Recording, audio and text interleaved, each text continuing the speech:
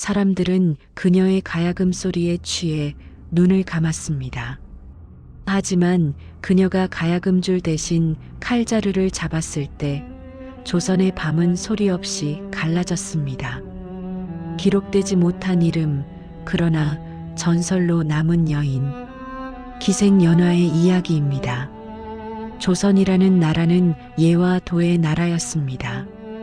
여인은 문 밖을 나서는 것조차 삼가야 했고, 칼은 오직 남자의 전유물이자 살생의 도구로만 여겨졌습니다.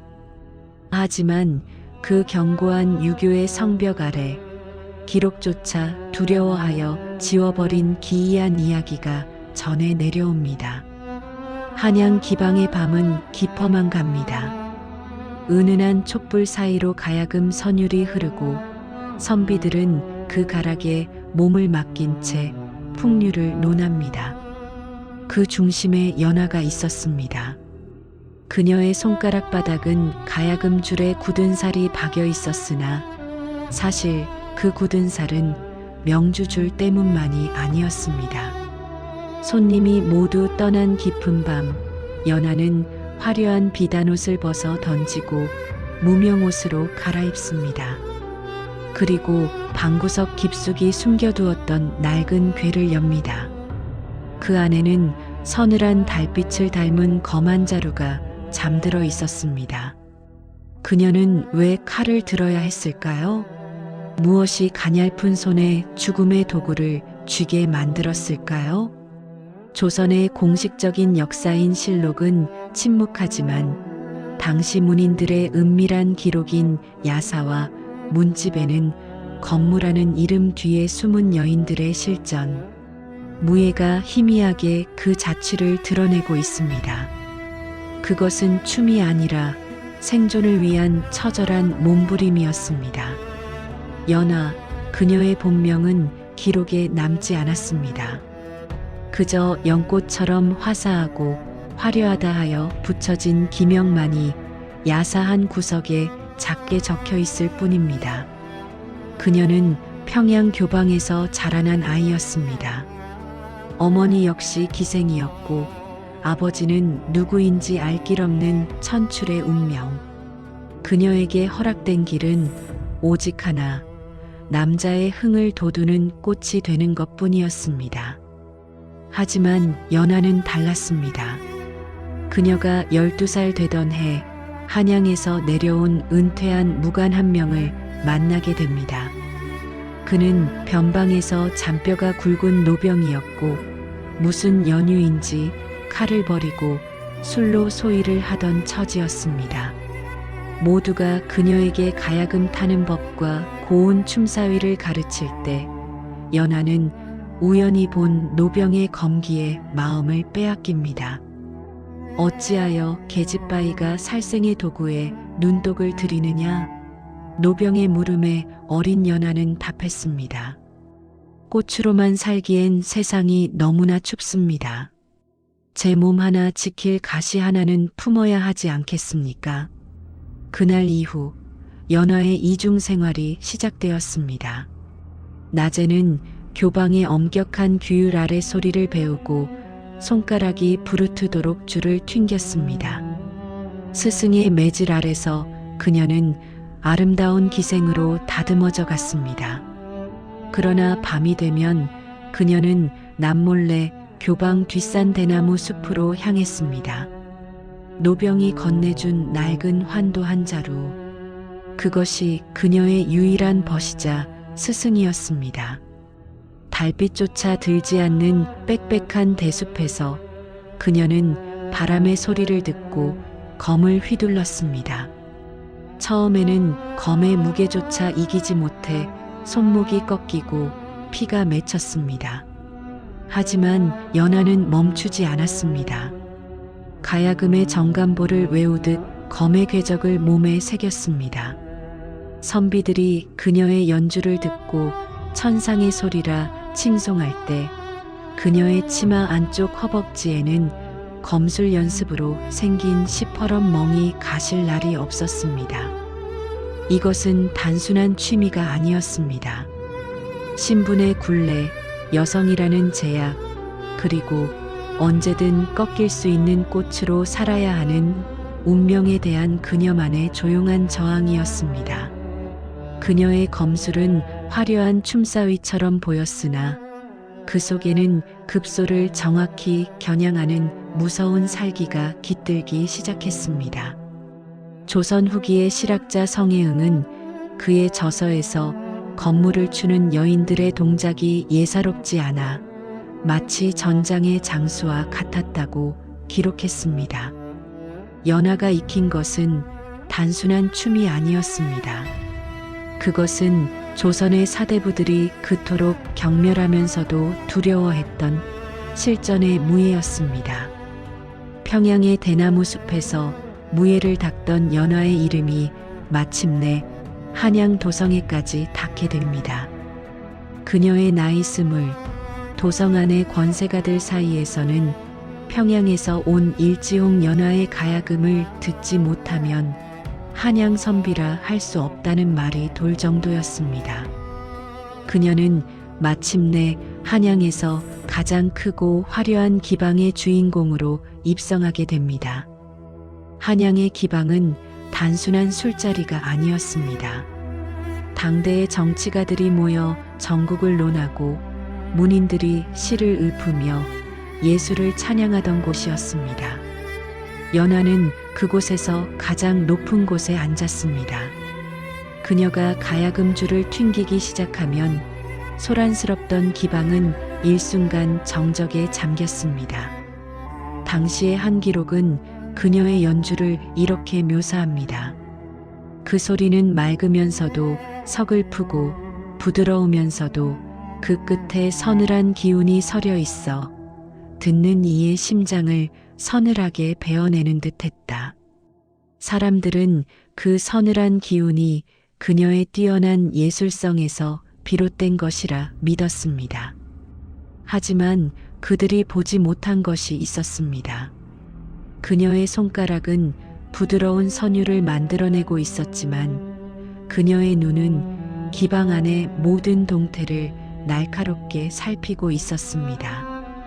담장을 넘는 바람의 소리, 술잔을 들이키는 사대부들의 미세한 손떨림, 그리고 병풍 뒤에서 은밀히 오가는 정적들의 미러까지 연하에게 가야금은 세상의 소음을 잠재우는 도구인 동시에 자신의 귀를 더 예민하게 깨우는 수단이었습니다. 그녀는 권력의 핵심부에서 소리 없이 흐르는 정보의 바다에 몸을 던졌습니다. 어떤 대감의 집안에 곡소리가 났는지, 어떤 대간이 뒷돈을 챙겼는지, 그리고 어떤 무관이 영모를 꾀하는지, 그녀의 귀는 한양의 모든 비밀을 빨아들이는 거대한 소용돌이였습니다. 선비들은 그녀를 가리켜 얼음 아래 흐르는 강물 같다고 평했습니다. 겉으로는 고요하고 아름답지만 그 아래에는 무엇이 들어있는지 알 수 없는 깊은 심연이 존재한다는 뜻이었습니다. 기록에 남겨진 연하에 대한 찬사는 화려했습니다. 하지만 그 찬사들 사이사이에 묘한 경계심이 묻어나는 이유도 바로 이 때문이었습니다. 그녀는 단순히 즐거움을 주는 기생이 아니라 존재 자체로 좌중을 압도하는 기묘한 위압감을 풍기고 있었기 때문입니다. 밤이 깊어 술자리가 끝나고 모두가 잠든 시간, 연하는 홀로 방으로 돌아와 거울 앞에 앉습니다. 화려한 가채를 벗어던지고 연분홍 저고리를 풀어헤칩니다. 거울 속의 여인은 더 이상 한양을 뒤흔든 명기가 아니었습니다. 그녀는 다시 칼을 쥐는 법을 잊지 않기 위해 굳은 살 박인 손을 어루만지며 내일의 검술을 머릿속으로 가리는 고독한 무사였습니다. 역사는 그녀를 아름다운 예술가로 기록하려 했으나 그녀의 본질은 기록되지 않은 어둠 속에 있었습니다. 그녀가 한양의 화려함 속에 자신을 던진 진짜 이유는 단순히 명성을 얻기 위함이 아니었습니다. 그것은 곧 다가올 거대한 폭풍의 전조를 가장 먼저 듣기 위함이었습니다. 조선 후기 도성 안의 잔치마다 빠지지 않고 등장하던 구경거리가 있었습니다. 바로 건무였습니다. 두 명의 기생이 마주서서 칼을 휘두르며 추는 이 춤은 표면적으로는 군사들의 기상을 기리는 예술적 퍼포먼스였습니다. 사람들은 기생들의 손에서 가볍게 돌아가는 칼날을 보며 박수를 쳤고 그것이 실제 사람을 벨 수 있는 무기라는 사실을 잠시 잊곤 했습니다. 하지만 연화에게 건무는 단순한 유희가 아니었습니다. 그것은 조선이라는 견고한 남성 중심 사회에서 여인이 무기를 손에 쥐고도 의심받지 않을 수 있는 유일한 합법적 위장이었습니다. 연화는 가야금 연주가 끝난 후 가끔 특별한 손님들을 위해 건무를 선보였습니다. 그녀가 춤을 출 때면 공기의 흐름이 바뀌었습니다. 다른 기생들의 건무가 부드러운 곡선을 그리는 나비의 날갯짓 같았다면 연화의 건무는 먹잇감을 노리는 매의 낙하처럼 직선적이고 날카로웠습니다. 그녀의 손목에서 돌아가는 칼날은 햇빛을 반사하며 보는 이들의 눈을 멀게 했고 찰나의 순간 목줄기를 스쳐 지나가는 서늘한 바람은 구경하던 사대부들의 당골을 오싹하게 만들었습니다. 여기서 우리는 역사 속 기록되지 않은 문맥을 읽어야 합니다. 왜 그녀는 굳이 가야금이라는 정적인 예술과 건무라는 동적인 무예를 동시에 연마했을까요? 가야금을 타는 손가락의 힘은 현을 튕겨 소리를 내는 데 쓰이지만 검을 쥔 손가락의 힘은 상대의 혀를 짚고 칼자루를 고정하는 데 쓰입니다. 현의 울림을 읽는 예민한 귀는 밤안개 속에서 다가오는 자객의 발소리를 포착하는 감각으로 전이됩니다. 연화에게 예술과 무예는 별개의 것이 아니었습니다. 가야금의 12줄은 그녀가 배워야 할 세상의 번뇌였고 검날의 차가움은 그녀가 지켜야 할 마지막 자존심이었습니다. 당시 실학자 박제가가 쓴 무예도 보통지를 보면 조선의 검술이 실전성을 잃고 점차 춤의 형태로 변질되어 가는 것을 한탄하는 대목이 나옵니다. 그러나 역설적이게도 연화는 그 춤이라는 껍데기 속에 가장 치명적인 실전을 숨겨두었습니다. 그녀의 건무를 지켜보던 한 노예한 대신은 술잔을 내려놓으며 이렇게 중얼거렸다고 전해집니다. 저 아이의 춤은 춤이 아니라 누군가의 목숨을 거두기 위한 연습이로구나. 사람들은 그 말을 노인의 망령이라 치부하며 웃어넘겼습니다. 하지만 그날 밤 연화의 방으로 돌아가는 길목에는 그녀가 벤 대나무 가지들이 단면 하나 어긋남 없이 정갈하게 잘려나가 있었습니다. 그녀는 알고 있었던 것입니다. 조선이라는 거대한 수레바퀴 아래에서 힘없는 여인이 자신을 지키는 유일한 방법은 저기 눈치채지 못할 만큼 아름답고 치명적인 가시를 숨기는 것뿐임을 말입니다. 기록은 그녀를 건무의 달인이라 짧게 치부했지만 숨겨진 진실은 그녀가 칼 끝으로 써내려간 저항의 서사였습니다. 그녀의 칼날은 누구를 향하고 있었을까요? 단순히 자신을 지키기 위함이었을까요? 아니면 이 비뚤어진 시대를 베어버리고 싶었던 것일까요? 한양의 밤은 낮보다 깊고 위험했습니다. 화려한 육조거리의 등불이 꺼지고 나면 골목마다 권력의 암투와 힘없는 백성들의 신음이 뒤섞여 흘러나왔습니다.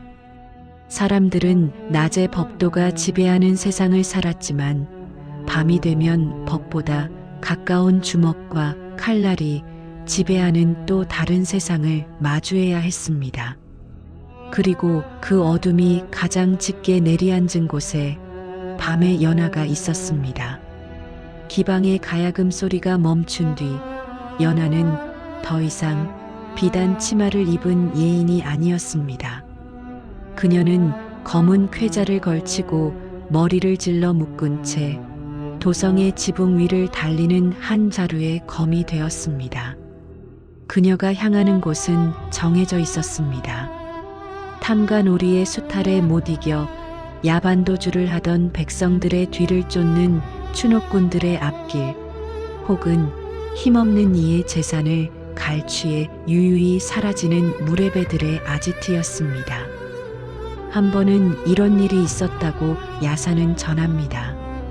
한 세도 높은 대감의 서자가 자신의 신분을 이용해 어린 기생을 욕보이고 죽음에 이르게 한 사건이 있었습니다. 관가는 그의 권세에 눌려 입을 닫았고 소녀의 부모는 억울함을 호소할 길 없이 눈물로 밤을 지새웠습니다. 그날 밤 그 서자의 침소에는 소리 없이 서늘한 바람이 불어닥쳤습니다. 잠에서 깨어난 그가 마주한 것은 목줄기에 닿은 차가운 금속의 감촉이었습니다. 어둠 속에서 오직 두 눈만이 형형하게 빛나는 복면의 괴한. 괴한은 말 한마디 없이 그가 휘둘렀던 권력의 상징인 호패를 반으로 갈라 침상에 꽂아두고 사라졌습니다. 다음 날 그 서자는 원인 모를 공포에 질려 미쳐버렸고 도성 사람들 사이에서는 밤의 집행자에 대한 소문이 돌기 시작했습니다. 사람들은 그를 흑영이라 불렀습니다. 누구도 그 정체가 낮에 가야금을 타던 절세가인 연화라고는 상상조차 하지 못했습니다. 그녀의 검은 살생을 목적으로 하지 않았습니다. 오히려 살생을 멈추게 하고 억눌린 자들의 숨통을 틔워주는 활인검에 가까웠습니다. 그녀는 칼을 휘두를 때마다 평양 대숲에서 노병이 해주었던 말을 되새겼습니다. 칼은 사람을 벨 때 가장 무겁고 사람을 구할 때 가장 가벼운 법이다. 내 칼이 어느 쪽을 향할지는 내 마음의 무게가 결정할 것이다. 연화는 자신의 검술이 단순한 복수가 아닌 뒤틀린 세상을 향한 조용한 경고가 되기를 바랐습니다. 그녀는 권력자들이 가장 두려워하는 것이 무엇인지 정확히 알고 있었습니다. 그것은 바로 자신들의 목숨을 위협하는 칼날보다 자신들의 죄를 지켜보고 있는 보이지 않는 눈이었습니다. 하지만 꼬리가 길면 밟히는 법입니다. 한양의 치안을 담당하는 포도청에서도 이 기이한 협객의 존재를 눈치채기 시작했습니다. 특히 냉철하기로 소문난 포도부장 이주는 현장에 남겨진 흔적들을 추적하며 서서히 연화의 주변을 조여오고 있었습니다. 연화는 직감했습니다. 자신의 이중 생활이 끝날 날이 머지않았음을, 그리고 가야금 줄과 칼날 사이에서 단 하나의 길을 선택해야 할 순간이 오고 있음을 말입니다. 그녀는 보름달이 뜬 밤 기방 뒷마당의 우물가에서 피 묻은 칼을 씻으며 생각했습니다. 조선의 여인으로 태어나 꽃으로 지느니 차라리 밤의 그림자로 살다 사라지리라. 그것은 시대가 강요한 침묵에 맞서는 그녀만의 처절한 방식이었습니다. 비가 오지 않는 밤이었으나 한양의 공기는 물을 머금은 듯 무거웠습니다. 연화는 평소처럼 어둠을 가로질러 탐관오리의 사절을 나섰지만 그날은 달랐습니다. 담장을 넘는 순간 그녀를 기다리고 있었던 것은 수십 개의 횃불과 서슬 퍼런 포졸들의 창끝이었습니다. 그리고 그 중심에 포도부장 이준이 서 있었습니다. 가야금 줄을 타던 손이 어찌하여 남의 담벼락을 타고 있었느냐? 이제 그만 가면을 벗거라, 연아. 이준의 목소리는 낮고 단호했습니다. 그는 이미 연아의 움직임과 그녀가 사용하던 검의 궤적을 통해 정체를 파악하고 있었습니다. 연아는 대답 대신 칼자루를 굳게 쥐었습니다. 여기서 잡힌다면 그녀의 목숨뿐만 아니라 그녀가 몸담았던 교방의 식구들까지 연좌의 활을 피할 수 없었습니다. 그녀는 처음으로 살기를 띤 검을 뽑았습니다. 횃불이 춤을 추는 마당 한가운데서 조선 최고의 포도부장과 기록되지 않은 여검객의 결투가 시작되었습니다. 이준의 검은 관의 권위처럼 묵직하고 정교했습니다. 반면 연화의 검은 한겨울 얼음판 위를 달리는 가야금 선율처럼 빠르고 변칙적이었습니다. 칼날이 부딪힐 때마다 불꽃이 튀었고 그 소리는 기방에서 듣던 고운 가락이 아니라 죽음을 재촉하는 금소금이었습니다. 치열한 합이 오가던 중 이준의 묵직한 일격이 연화의 검신을 정통으로 때렸습니다. 평양 대숲에서부터 그녀와 함께했던 낡은 환도는 비명 같은 소리를 내며 두 동강이 나버렸습니다. 꺾여버린 칼날처럼 그녀의 운명도 갈림길에 섰습니다. 부러진 칼끝이 그녀의 목 바로 앞에 멈췄습니다. 이준은 그녀의 눈에서 공포가 아닌 깊은 슬픔과 마주했습니다. 그것은 신분의 벽에 가로막히고 성별의 한계에 갇혀 칼 한 자루에 모든 것을 걸어야 했던 한 인간의 절규였습니다. 이준은 칼을 거두며 낮게 음조렸습니다. 이 검술은 사람을 죽이기 위한 것이 아니었구나. 어찌하여 이런 재주를 품고도 기생의 치마폭 뒤에 숨어야 했느냐. 그 밤 이준은 연하를 체포하는 대신 어둠 속으로 놓아주었습니다. 하지만 그것은 자비인 동시에 사형 선고였습니다. 이미 정체가 탄로난 이상 그녀는 더 이상 한양에서 가야금을 탈 수도 밤의 그림자로 살 수도 없게 된 것입니다. 연하는 부러진 칼자루를 품에 안고 자취를 감췄습니다. 다음 날 한양의 가장 화려했던 기방 모란각은 텅 빈 채 남겨졌습니다. 연하가 쓰던 가야금은 줄이 모두 끊어진 채 방 한 구간에 놓여 있었고 그녀를 찬양하던 사대부들은 그녀가 대역죄인과 내통했다는 소문에 서둘러 그녀와의 인연을 부정했습니다.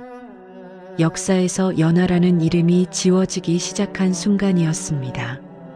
그녀는 패배한 것일까요? 아니면 스스로 기록 밖으로 걸어나간 것일까요? 조선의 공식 기록은 이 사건을 무례배들의 소동으로 축소하여 적었지만 민초들 사이에서는 부러진 칼을 들고 사라진 여검객의 전설이 가랑비처럼 번져나가고 있었습니다. 한양에서 연하의 이름이 사라진 뒤 그녀가 어디로 향했는지에 대해서는 의견이 분분합니다. 어떤 이는 그녀가 다시 고향인 평양으로 돌아가 이름 없는 여염집 안악으로 평범한 삶을 살았다고 말하고 또 다른 이는 그녀가 지리산 깊은 곳으로 들어가 부러진 칼을 다시 벼리며 무예의 끝을 보았다고 전합니다. 하지만 분명한 것은 그녀가 사라진 뒤 도성 안의 가야금 소리에서 예전과 같은 서늘한 기운을 찾을 수 없게 되었다는 사실입니다. 당시의 한 야사 기록인 청구야담의 부록에는 기이한 목격담 하나가 실려 있습니다. 연하가 사라진 지 수년이 흐른 어느 가을날 평안도 어느 산골 주막에 한 여인이 나타났습니다. 그녀는 낡은 가야금 하나를 짊어지고 있었는데 그 가야금 통 옆에는 천으로 꼼꼼하게 감싼 길쭉한 막대 하나가 묶여 있었다고 합니다. 주막에 모인 사람들이 술 기운에 여인에게 가야금한 곡조를 청하자 여인은 묵묵히 줄을 골랐습니다. 그런데 그 소리가 어찌나 형형하고 날카로운지 구경하던 이들이 마치 살을 애는 찬바람을 맞은 듯 몸을 떨었다고 기록되어 있습니다. 연주가 끝나자 여인은 아무런 대가도 받지 않은 채 다시 길을 떠났습니다. 여인이 떠난 자리에는 주막집 뒷마당에 심어진 굵은 대나무 하나가 세로로 길게 쪼개져 있었다는 기괴한 이야기가 덧붙여져 있습니다. 우리는 이 대목에서 연하가 선택한 침묵의 의미를 되새겨 보아야 합니다. 그녀는 자신의 재능이 권력의 놀이개가 되기를 거부했습니다. 또한 자신의 무예가 단순히 누군가를 해치는 도구로 남는 것도 원치 않았을 것입니다. 그녀에게 칼과 가야금은 분리된 것이 아니었습니다. 칼은 가야금의 현처럼 예민하게 세상을 읽는 도구였고, 가야금은 칼날처럼 날카롭게 시대의 부정을 베어내는 소리였습니다. 역사는 승자의 기록입니다. 그리고 남성들의 기록입니다. 그 견고한 기록의 틈새에서 연하와 같은 여인들의 삶은 기이한 이야기 혹은 지나가는 소문으로 치부되어 왔습니다. 하지만 기록되지 않았다고 해서 존재하지 않았던 것은 아닙니다. 오히려 기록이 그녀를 담지 못한 것은 그녀의 삶이 당시의 법도와 상식으로는 도저히 규정할 수 없을 만큼 거대하고 뜨거웠기 때문일지도 모릅니다. 연하가 품었던 부러진 칼날은 어디로 갔을까요? 그것은 아마도 보이지 않는 곳에서 또 다른 연하들에게 전해졌을 것입니다. 겉으로는 순종하고 웃음 짓지만 가슴속에는 언제든 뽑아들 수 있는 서늘한 칼한 자루를 품고 살아갔던 조선의 수많은 여인들, 그들이 바로 연하의 후예들이었습니다. 연하의 이야기는 한 명의 기이한 여인에 대한 전설처럼 들릴지 모릅니다. 하지만 우리는 여기서 한 가지 질문을 던져야 합니다. 과연 연하는 조선에 존재했던 유일한 여검객이었을까요? 조선 후기의 기록들을 면밀히 살펴보면 연하와 같은 이들이 결코 우연의 산물이 아니었음을 짐작게 하는 흔적들이 곳곳에서 발견됩니다. 가장 대표적인 것이 바로 진주건무입니다. 오늘날에는 우아한 전통 무용으로 알려져 있지만 그 기원을 거슬러 올라가면 고구려의 칼춤과 신라의 황창랑 설화에 닿아 있습니다. 본래 그것은 살생의 기술을 연마하던 무예였습니다. 특히 임진왜란과 병자호란이라는 참혹한 전란을 겪으며 조선의 여인들은 깨달았습니다.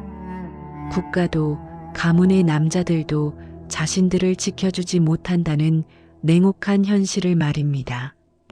기록에 따르면 전란 중 스스로 단검을 품어 절개를 지키거나 심지어 적군과 맞서 싸운 여인들의 이야기가 단편적으로 전해집니다. 그들은 살아남기 위해 그리고 소중한 것을 지키기 위해 치마 속에 칼을 감추기 시작했습니다. 그렇다면 왜 연하와 같은 실전 검객들은 역사 속에서 무용수로만 남게 된 것일까요? 그것은 조선이라는 사회가 여성이 무의 주체가 되는 것을 결코 용납하지 않았기 때문입니다. 여인이 칼을 든다는 것은 곧 남성의 질서에 도전하는 행위로 간주되었습니다. 따라서 그들의 뛰어난 검술은 예술이라는 허울 좋은 포장지 속에 갇혀야만 했습니다. 춤이라는 이름 아래 칼을 휘두르는 것은 허용되었으나 그것이 누군가를 베기 위한 기술임을 드러내는 순간 그들은 역적이거나 괴물이 되어야 했습니다. 실학자 성혜응은 그의 문집에서 여인들의 건무가 너무나 빠르고 날카로워 보는 이들이 마치 전장의 한복판에 서 있는 듯한 착각을 불러일으킨다고 적었습니다. 이는 단순한 묘사가 아닙니다. 당시 기생들이 추던 건무 속에는 실제로 상대를 무력화시킬 수 있는 고대의 실전 검술들이 녹아들어 있었음을 방증하는 것입니다. 연하는 그 춤의 경계를 넘어 무의 본질로 돌아가려 했던 인물이었습니다. 그녀는 사람들이 보고 싶어하는 아름다운 춤사위 대신 자신이 살아야 했던 차가운 현실을 칼끝에 담았습니다. 조선의 여검객들, 그들은 기록이 강요한 침묵 속에서도 칼날을 갈았습니다. 그들이 휘두른 것은 단순한 쇠붙이가 아니라 자신들을 속박하던 시대의 족쇄를 끊어내고 싶었던 처절한 의지였습니다. 오늘날 우리가 보는 우아한 건무의 동작 하나하나에는 어쩌면 연하가 그토록 지키고 싶어 했던 실전의 기억과 억눌린 자들의 비명 같은 숨결이 여전히 살아 숨쉬고 있는지도 모릅니다. 세월은 무심하게 흘러 연하가 머물던 한양의 화려한 기방 자리에는 새로운 건물이 들어서고 주인이 수십 번 바뀌었습니다. 그녀를 칭송하던 문인들도, 그녀의 칼끝을 두려워하던 세도가들도 모두 흙으로 돌아갔습니다. 조선이라는 거대한 체제는 그녀와 같은 예외적인 존재를 기록에서 지워버리는 것으로 그들의 질서를 유지하려 했습니다. 공식 역사서인 실록 어디에도 검을 든 기생 연하의 이름은 등장하지 않습니다. 유교적 가치관이 지배하던 조선에서 여성이 무예를 닫고 사적으로 징벌을 가했다는 사실은 기록될 가치조차 없는, 혹은 기록되어서는 안 될 위험한 불온이었기 때문입니다. 그녀의 삶은 그렇게 몰락이 아닌 침묵이라는 이름의 무덤에 갇히게 되었습니다. 우리는 흔히 기록되지 않은 것은 존재하지 않았던 것이라 믿곤 합니다. 하지만 역사의 거대한 강물 아래에는 수많은 연하들의 비명이 가라앉아 있습니다. 그들은 성리학이 규정한 현모양처라는 틀을 거부했고 기생이라는 신분이 강요한 놀이개로서의 운명을 거부했습니다. 그 대가는 가혹했습니다. 그들은 죽어서도 이름을 남기지 못했고 그들의 무덤은 도성 밖 어느 이름 없는 산기슭에 풀숲에 덮인 채 잊혀갔습니다. 그러나 진실은 완전히 사라지지 않았습니다.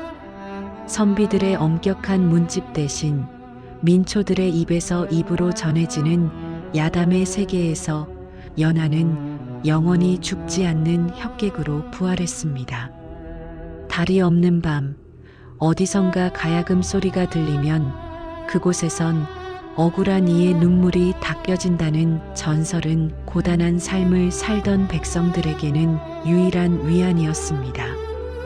연하의 침묵은 패배가 아니었습니다. 그것은 자신을 인정하지 않는 시대를 향한 가장 강력한 항거였습니다. 그녀는 종이 위에 남겨지는 잉크의 흔적보다 사람들의 가슴 속에 남겨지는 서늘한 칼날의 기억을 선택했습니다. 기록은 권력자들의 전유물이었으나 전설은 억눌린 자들의 것이었기 때문입니다. 이제 그녀가 남긴 마지막 흔적을 찾아보려 합니다. 그것은 낡은 책장 속에 숨겨진 단 한 줄의 문장일 수도, 혹은 어느 깊은 산사 뒷마당에 홀로 피어있는 연꽃 한 송이일지도 모릅니다. 이름 없이 쓰러져간 수많은 여검객들, 그들이 잠든 잊혀진 이름들의 무덤 위로 오늘도 차가운 달빛만이 내려앉고 있습니다. 연하의 이야기는 여기서 끝이 납니다. 하지만 그녀가 휘둘렀던 그 서늘한 칼날의 감촉은 수백 년의 시간을 넘어 오늘을 사는 우리에게 묵직한 질문을 던집니다. 우리는 모두 각자의 시대를 살아갑니다.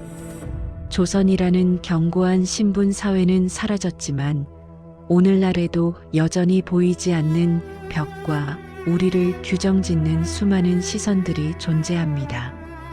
때로는 누군가의 기대를 맞추기 위해 혹은 사회가 정해놓은 틀에 자신을 끼워 맞추기 위해 우리는 자신의 본 모습을 숨긴 채 살아갑니다. 연화에게 가야금은 세상과 소통하는 수단이었고 검은 자신을 지키는 최후의 보루였습니다. 그녀는 꽃으로 살기를 강요받는 세상 속에서 스스로를 지키기 위해 가시를 세웠습니다. 그 가시는 누군가를 해치기 위함이 아니라 오직 자기 자신의 존엄을 지켜내기 위한 처절한 선택이었습니다. 지금 당신의 가슴 속에는 무엇이 들어 있습니까? 세상의 거센 바람 앞에서도 꺾이지 않게 당신을 지탱해주는 당신만의 칼날은 무엇입니까? 그것은 누군가에게는 평생을 바친 기술일 수도 있고 누군가에게는 끝까지 포기하지 않은 신념일 수도 있으며 또 누군가에게는 남몰래 키워온 작지만 단단한 꿈일지도 모릅니다. 기록은 우리를 평범한 소시민으로 혹은 누군가의 부모나 자식으로만 적을 것입니다. 하지만 역사가 적지 못하는 우리 내면의 치열한 투쟁은 연화의 건무처럼 보이지 않는 곳에서 여전히 계속되고 있습니다. 가야금 선율이 멈춘 자리, 그 고요한 여백 속에서 들려오는 당신만의 숨소리에 귀를 기울여 보십시오. 당신 또한 이 척박한 현실 위에서 아름다운 춤을 추며 동시에 날카로운 칼날을 갈고 있는 이 시대의 또 다른 연화일지도 모릅니다. 역사는 침묵할지라도 당신의 삶은 그 자체로 가장 치명적이고도 아름다운 기록이 될 것입니다.